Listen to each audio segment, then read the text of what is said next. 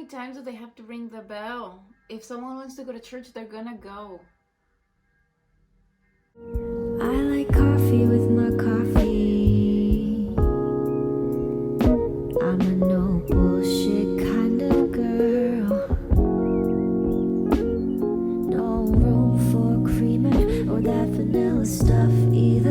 I need something real too. Hi, welcome back to Isabel's Digest. I am Isabel, and time really goes fast because now we are here at June's wrap up, and I have very juicy, great quality reads. This month has been really good, and let me introduce you to some books. First, we have a book that will soon be a Netflix adaptation, so you gotta go get it, read it in case that you want to see it before the movie comes out. And it's The Last Letter from Your Lover by Jojo Moyes. Which is the author of Me Before You, The Girl That You Left Behind, 1+1, and many other great romantic books. So she's very good at that. You know that you're gonna have a good romantic build-up. So I plan on doing a video comparison about this book, so wait for that. But I'm just gonna tell you the plot right now. We have two narratives in this novel. One with a journalist in 2003 that finds a love letter in the archive of the newspaper. This old love letter talks about the torrid love affair between a married woman and another journalist in the 1960s. A proposal, an ultimatum, and that is what is necessary for her to get obsessed with the letter and try to find out what really happened as an escape from her own chaotical love lives. So that's the first narrative. Then we have the other line that is in the 1960s, Jennifer wakes up in a hospital bed after having a horrible accident and doesn't remember anything of her life, where she was going, and who she was going to meet. Her life is a life of wealth. She's a housewife. Her husband is always working, is a kind of distant man, but she still feels like something is wrong even after she has been at home and everything should be fine. She feels different until she finds a love letter in her house. And this love letter is from a mysterious love affair that she had with another man that she doesn't know who it is because it's not signed, and now she needs to find him. As readers, we go with both women trying to track it down, to see who the lover was, to see what happened to them, if they ever met at the train station, to run away together, and it gives you very movie vibes. It's as if you are watching the movie before the movie comes out. I give it 4 out of 5 stars because I felt the romance was really good and really there. But the moment that we switched to the journalist in 2003, I was not interested in her at all. I wanted to go back to the other couple and her story, her arc, her love life. I couldn't care less. So 4 out of 5, I'm going to be doing a comparison with the movie when it comes out at the end of July, I think. So be waiting for that. Next book I've seen everywhere on TikTok because that's where I get my book recommendations. And I feel like I'm super late to the party, but I'm gonna talk about it anyways. And it is A Good Girl's Guide to Murder by Holly Jackson. So I've seen this book everywhere in TikTok, as I said, but they never tell you what the books are about in TikTok. They just show them to you and you're like, okay. And due of repetition, they get like a place in your brain and you feel like you have to read them. So I go in this blindly. I mean, the title, it's very self-explanatory. It's gonna be about a murder. Our protagonist is a girl, and this is young adult. The funny part is that I plan on reading this in my plane coming to Switzerland, but I finished it before I even left to the airport. I had to download another book quickly. And the thing is, it's a page turner. It does murder mystery very well, and the teenagers in it feel like teenagers. Although it gave me vibes of Alison De Laurentiis' Disappearance in some parts, but I genuinely enjoy it. The book understands the assignment, it takes you with it, you play detective, and it's very well done for like mysteries and murders. You already have kind of like a formula.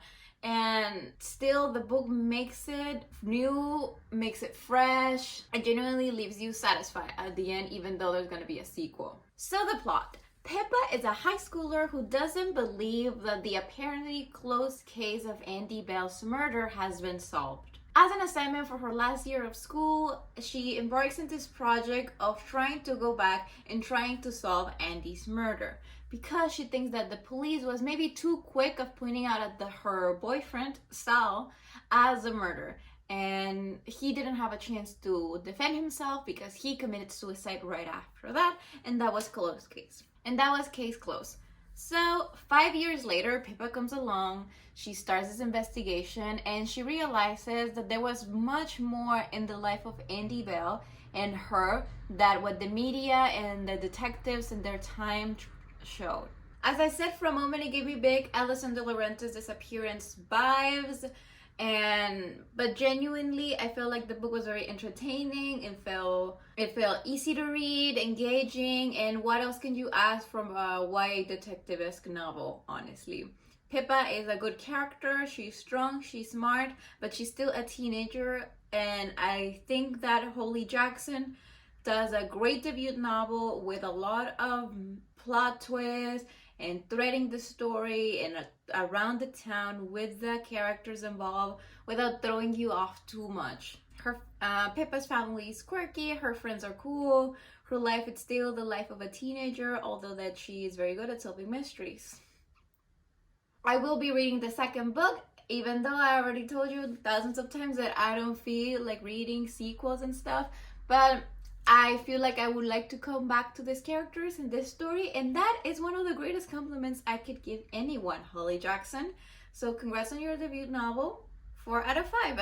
Moreover, I read If We Were Villains by Emil Rio, and you have a whole video about that. It's also a debut novel from 2017 though, and you already have this long book digestion I did, so you should totally check that out. But I will still give you a quick summary. If We Were Villains is a murder mystery surrounding the elite students of a Shakespearean prestigious college, and tragedy strikes when one of them is found dead in the lake. Our protagonist, Oliver, 10 years later gets released from prison, and one of the detectives of the case is asking him what really happened. And even though he admitted that he was the one to blame from the murder of his friend and classmates, he's coming back, he's telling us the story, and holding Shakespeare by the hand, we go with him through the recollection of events and to find out where each of his classmates end up in life. 3 out of 5.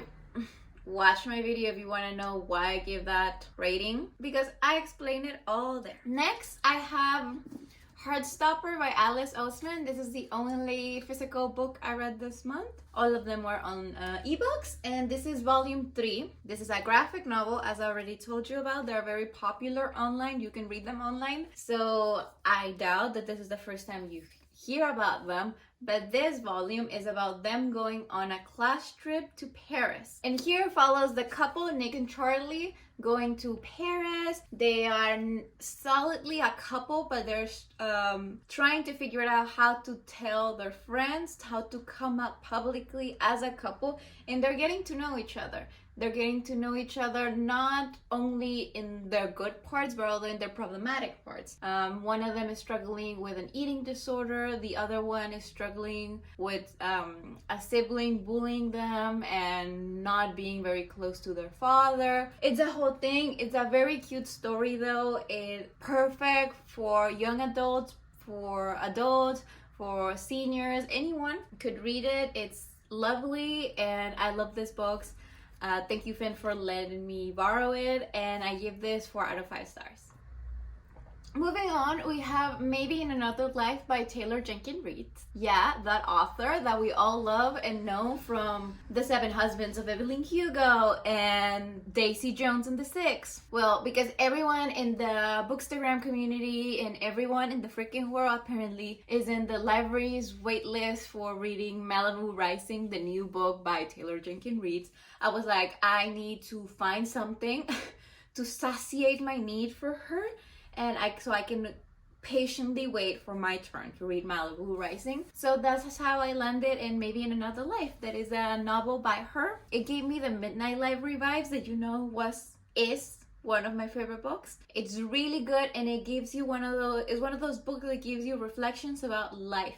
And maybe you need to be in the right mood for that, but if you are, this is a great pick. This novel follows Hannah moving back to Los Angeles after drifting in different cities. In Los Angeles, she has her best friend's family, friends, and she is hoping that this move is going to be more permanent, that she's going to finally establish roots, and that she is finally going to find like her place in the world. However, one night, very soon in the book, like the first chapter or something, she goes through something. She takes one small decision, and this is when the book parts and you have two alternatives. If Hannah went to the left, this would have happened. If Hannah went to the right, this would have happened. In the book, we're switching back and forth in these alternatives.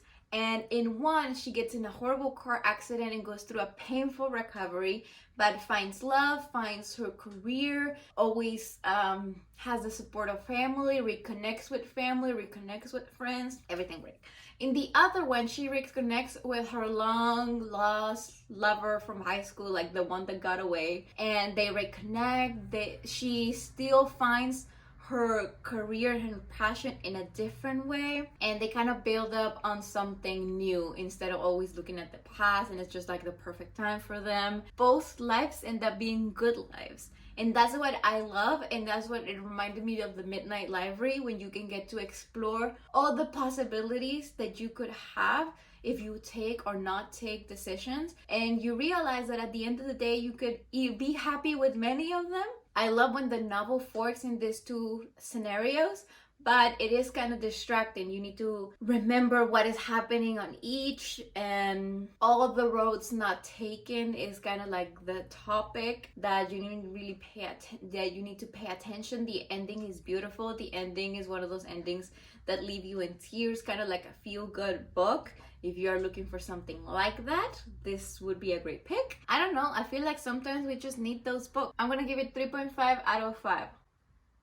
Now please, everyone, get excited, because the next book is the best book I've read this month, and is one new addition to my favorite books of all time, which is a very difficult list to earn a spot on, okay? I love reading, I love a lot of books, but only a very few enter this list, and this one is one of them. So I'm talking about One Last Stop by Casey McKinston. And I know what you're gonna say, oh my god, Isabel, you're just like any other bookstagram hyping anything. I am not, okay? I'm always on the internet, but I also live under a rock. So I didn't know that this author was the author of Red, White, and Royal Blue. So I didn't know that this author is also the author of Red, White, and Royal Blue, which is a book that I haven't read. It's been on my radar. I actually borrowed it from Finn, my friend. I'm gonna be reading it soon, but I didn't know that this was the author. I haven't read the other book, therefore there was no hype for me. I only saw it and I was like, oh my god, a meet cute in the subway in New York, perfect rom-com vibes, I'm gonna read it. So therefore I didn't have any information, and I still love it. So take that as you want, but I want you to go without many expectations and without knowing a lot about the plot, because that's how I went in, and it still delivers complete. So I'm still gonna give you some plot because I'm nice like that. This is a story about August. August moves to New York City. She is 23 years old, and she is a survivalist. She has a lot of trauma and trust issues because her mother has dedicated her life to following the case of her missing brother from the 1970s. She has been obsessed with it. She has taken August with her in her investigation. And August doesn't trust on anyone. She doesn't feel like she has a family, and she's just like this very reserved person. That's our protagonist. And I mean, August's life is very simple. She lives with a group of 20-somethings who are the greatest persons ever, who are the greatest people ever. She works at Billy's, that is a local pancake place. She goes to school, and for all of this, she takes the Q train. In the Q train, she meets a cute girl named Jane that dazzles her. She has this crush on her, and every time she hops on the train, she waits. And every time she hops on the train, she's hoping to see her there. And every time she does. Now go read it. I'm not gonna give you anything else because this is plenty. You're gonna love it like that. Of course, as I said, this is an LGBTQ plus representation. It's great for finishing Pride Month, but you know, you don't only have to read them in Pride Month. You can read them anytime. So please give this book a chance. I am begging you. I'm not gonna give you anything more because I don't want to ruin it for you. Just, if you're gonna take my word on something, take it on One Last Stop. Trust me, go read it. And the plot twists are gonna take you by surprise. The cuteness, wholesomeness is gonna take a hold on you. It's perfect. It has romance, it has New York City, it has references to the 80s, to the 90s, to the 2020s. It's about found family, it has spice, it has perfect LGBTQ plus representation, mystery, it's in New York City, and just in other words, it's a perfect book. So 5 out of 5. Of course, wait for the book digestion. To conclude, and also a new release for the month of June. I am on top of my game, just like with One Last Stop. I read The Maidens by Alex Michelides. I'm not sure if that's how you pronounce it. I'm sorry if that's not how. But you know, The Maidens. Pretty cover. Everyone thinks it's dark academia, murder mystery, and I have conflicted views about it. And of course, I think I'm gonna do a similar book digestion like the one I did for If We Were Villains, explaining these conflicting thoughts, but I'll try my best to do them here quickly because I know that this is a very popular book that everyone wants to read. So maybe you click on this video because you saw it and you want to know without spoilers what it is about. So the Maidens follow Mariana. She is a Greek group therapist that ends up rushing to Cambridge after one phone call with her niece Zoe, telling her that has been a murder on campus. Her niece's friend Tara has been brutally murdered, and her niece and Mariana believe that the murderer is no other than Professor Fosca. Professor Fosca is suspicious because he has a secret society called the Maidens, filled with the most beautiful and powerful women on campus. Mariana goes there to protect her niece, also to investigate, and also to use her expertise as a group therapist to try to treat the group mind of this Maidens secret society. However, she also has a lot on her mind because she has recently lost her husband, Sebastian, and he was the love of her life. He was her rock. He changed her life. They both had a lot of trauma and grief, and they found a safe place with each other. So she's dealing with this grief, and now she's being encountered with even more death. So that's the plot. That's what the book is about. That's the premise. That's what you go in with. And okay, we have multiple murders, a secret society, Cambridge, a mysterious, young, alluring professor in Greek tragedy. You will think that this is dark academia. It is not, I think. I'm gonna explain that in my book digestion of why I think it's not. I don't know how to rate this novel overall within the plot, if we just want to focus on the plot, because classical detective stories throw you a lot of potential candidates for who the killer is, and you can either play detective with them and figure it out, or it could be a Sherlock Holmes kind of style when you go, how? And then Sherlock goes, oh, because this, and this, and it's something that you would have never noticed. And you're like, oh, okay. But that doesn't happen here. Neither of those happen here, I believe. There's not enough clues for you to know who the murderer is. And when it comes at you, the explanation, it's unclear. You're like, is this the actual thing that happened, or if it's that this person is delusional and crazy? And I don't know how to explain it without giving you spoilers, but I feel like it was such a good book while I was reading it. The depiction of Cambridge, academia, all the things that connected this story with Greek tragedy and with Greek myths was amazing. I thought, this is great. I'm a big fan of this. But then the ending felt like everything you just built was irrelevant, didn't matter at all, and this doesn't even make sense. So it's a trip. Maybe that's something, a style that you would like and appreciate. But I feel like even though the ending, it's just similar with If We Were Villains. The endings are kind of like, but the build up, it's really good. So yeah, I will tell you, read it. Maybe without many expectations, or don't think that this is going to be the best book you're going to be reading if you want to read it, because everyone is going to be talking about it. And I think that, as I said, the build up is really good. So I'm gonna give it 3.5 stars out of 5 because it is a page turner. It is well done. It is just not well wrapped. It's not tidy at the end. I always have a great time playing the detective, so even though the ending wasn't that great, I had a good time reading it. I read it very fast because I wanted to keep going back to it. So that's why it's conflicting to me. And this is a great example for you to see that ratings are very personal. And honestly, you can only know if you're gonna like a book if you read it. Because if you go over other people's ratings, they are so different from each other. I'm gonna give it 3.5 stars, but someone could give it 1 star and I would understand because the ending is kind of like that. And someone could give it 5 stars because they love that kind of ending that you didn't see coming, or that maybe it doesn't even make sense, and I don't know.